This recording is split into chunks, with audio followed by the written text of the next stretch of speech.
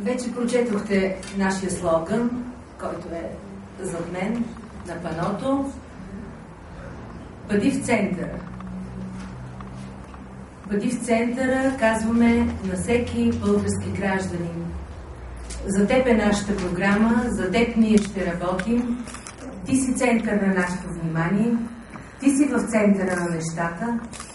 Стига противопоставяне, стига лашкане от лявото в дясното.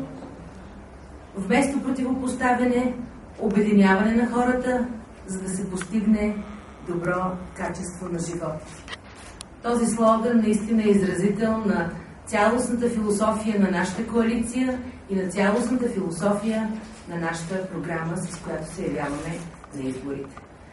Пропуснах да кажа, че тук в залата има още редица водачи и участници в листите на коалиция Център Свобода и Достойнство, които ще представим на вашето внимание в неделя, 14 април, в 13 часа, 1 часа, в НДК, в зала номер 3, където ще направим официалното откриване на предизборната кампания на коалиция Център Свобода и Достойнство. Само някои от тях, които виждам, макар и без очила, това е Георги Найденов, водач на листата в Кюстендил.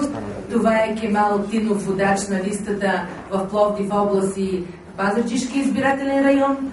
Може да ме допълни господин Исмаилов и още много наши колеги. Господин Касим Дал, водач на две листи в Шумен и в Силистра. Ние се гордеем с такъв опитен, почтен и доблестен политик.